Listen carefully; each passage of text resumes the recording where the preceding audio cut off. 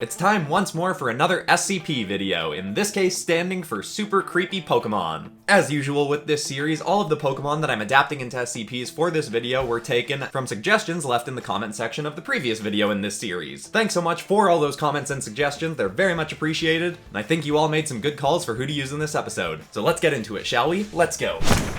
Hit like, if you want. Subscribe, if you feel like. But either way, enjoy the show.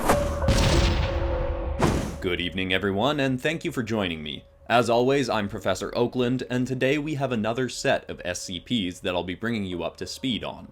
Let us begin. First up is item number SCP-P214. Object Class, Euclid. Special Containment Procedures. All SCP-P214 units are to be housed in the Ruby Sector biome, classified Safari Zone.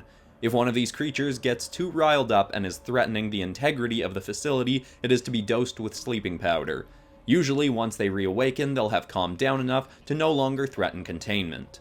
The trees in the Safari Zone provide some food, but a barrel of honey is to be placed in the facility near where the P214s gather to ensure they have sufficient sustenance. Description: SCP-P214 is a species of semi-humanoid beetles. They have extremely durable exoskeletons, similar in material to SCP-P212. They stand full-grown at roughly 4 foot 10 inches and weigh approximately 120 pounds. They do have wings and are capable of flight, but their weight makes it difficult for them to sustain this for very long, or from flying very fast.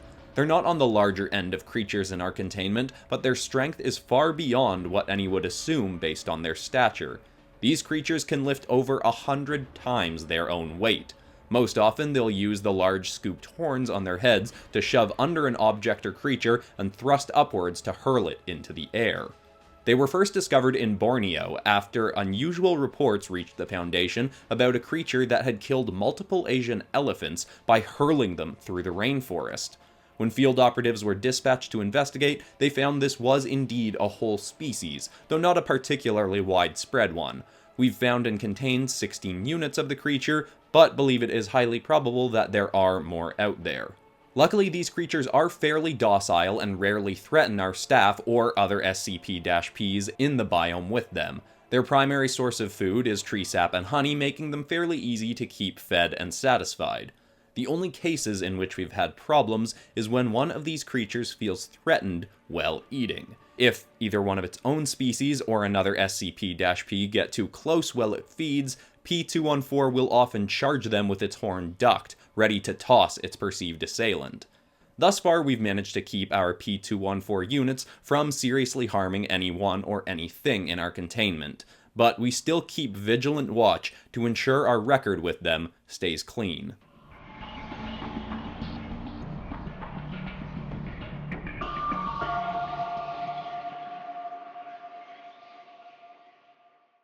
Next up is item number SCP-P425. Object Class, Euclid. The Special Containment Procedures. P425 is to be kept in a standard containment cell along with a humidifier. Once a week minimum, an armored agent is to be placed in its cell for no less than 2 hours. The agent can read or bring other entertainment so long as they are in the SCP's presence.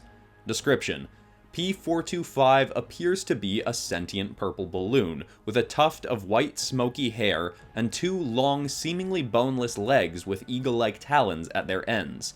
So far as we can tell, it requires no form of sustenance to stay alive, but when given the opportunity, it will consume human souls, though it requires specific circumstances to do so. It also does crave some limited human connection, or its body will begin to wither and deflate. Hence the need for an agent placed in its cell semi-regularly. The creature was discovered in Brazil after a series of reports reached us of children going missing and occasionally their bodies being found looking decayed and skeletal, with later research proving their souls had been ripped from their bodies. Field operatives spent weeks interviewing the victims' families and searching for any evidence of an anomalous entity. In their time searching, 2 more children went missing, and they were no closer to finding the creature, or a lead as to how to get it. But they soon had a significant stroke of luck, as an overweight 7-year-old local simply walked up to the agents, dragging the SCP by the leg. The creature carries people up above the clouds to absorb their souls and increase its size, but as it is a very light entity, it can only carry so much weight, hence targeting children. This young boy that it had recently targeted was around the age of the other victims but weighed significantly more, and the creature was unable to fly away with him in tow. Despite consuming the souls of children, the creature does not act as though it has any ill intent. In fact, it almost seems to be seeking companionship, as though absorbing these souls is a way to ensure that it has company permanently. Our research has suggested that P425 currently has 22 souls contained within it. We have yet to find a way to extract and release them safely without harming P425. Some have suggested simply popping the entity and being done with it, but of course that would significantly hinder further study, and we're still interested in learning much more, as it is entirely possible that there are more of this creature out there.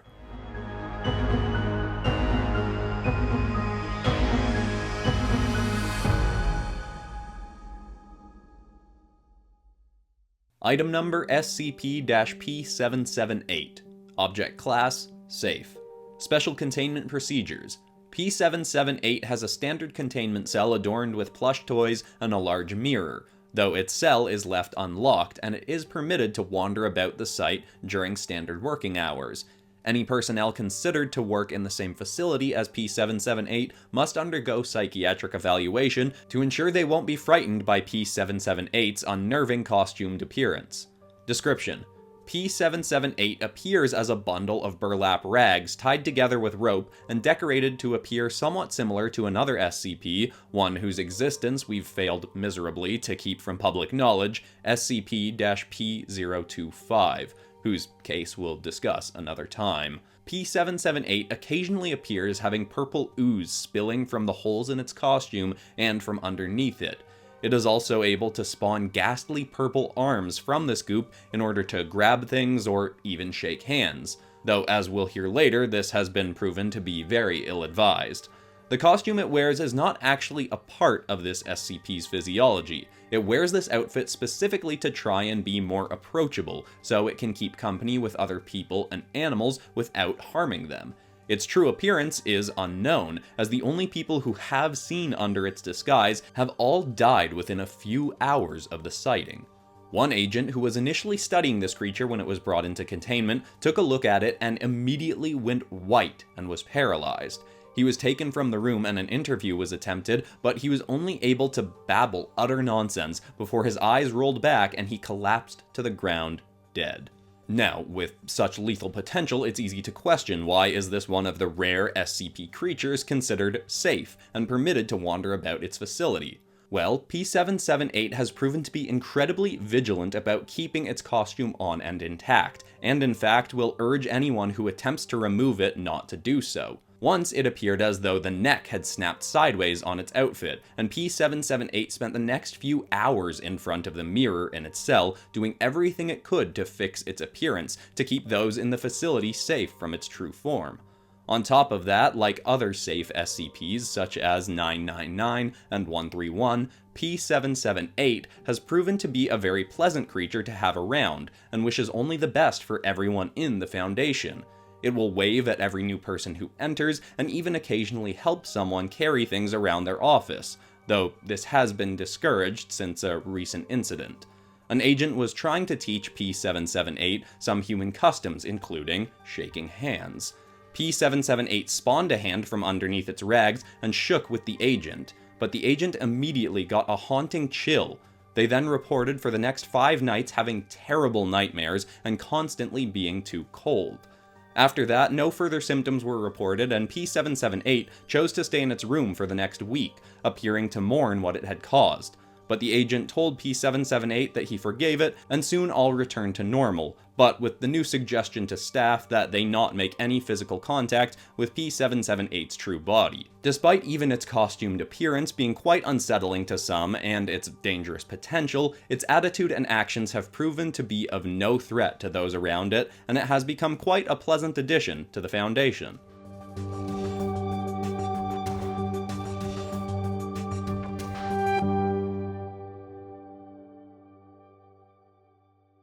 Finally for today, we have item number SCP-P149. Object class, still pending, but likely Keter. Special containment procedures. As of yet, we've been unable to get this creature into containment due to its immense power and due to intervention from natives of its island home 200 miles off the western coast of Australia. Description: P149 is a husky orange draconic creature with remarkable flight capabilities. It's been sighted traveling over 1,500 miles per hour, and it's as of yet unknown if that is even its top speed. This creature resides on an island called Niteria, where live an isolated native population of approximately 3,000 people. P149 seems to act like a deity to these people, or in the very least like a savior. Anytime they are on the surrounding waters and dangerous weather threatens them, or even if something goes wrong while swimming and one of the natives begins to drown, P149 will fly in to save whoever is at risk and carry them back to shore. It has even been found to circle a 100-mile radius around the island, and if non-native ships are in distress, it will often attempt to help those people as well. This, of course, is a very altruistic attitude for this creature to have, but it making occasional contact with beings off the island is why we've decided it important to contain the creature. We can't allow knowledge of its existence to become public, even if it is largely interested in helping people. On multiple occasions we've attempted to capture the creature, but it resides predominantly on Niteria, and any time we've sent agents in, the natives have rallied to fight off our personnel and protect P149. On top of that, we've tried sending in more well-armed forces, such as when we dispatched Task Force Samsara upon the island, but even in that case, the dragon itself has flown into a rage and decimated our forces. It has a hide tough enough to make bullets and even rockets useless, it can breathe a myriad of beams and flames from its maw, and all that, paired with its speed, makes it nearly impossible for our forces to touch. For now, the creature is not a top priority to capture. We'd still prefer to have it out of the possible eyes of civilians, but for the time being, while we come up with a capture tactic, we're simply keeping our eye on it from afar and trying to guide any ships well away from its domain. If any of you have suggestions on how to properly apprehend the creature, you may present them to me now. But other than that, we're done for today. Have a good night, everyone, and thank you for listening.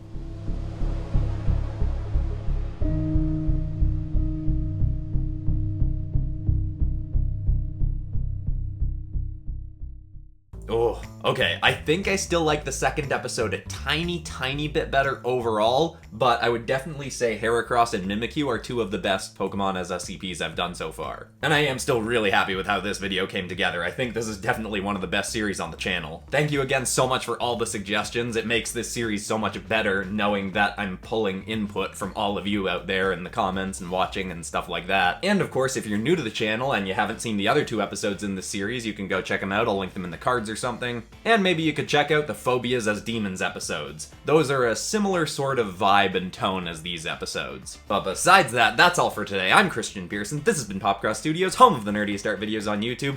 I'm a lot bouncier right now than usual. Anyway, I lost the train of the video's over though. The next one's coming out Friday, and it's the Community Redraw and a new multiverse tale. I'll see some of you or all of you there. Thanks for watching, and goodbye.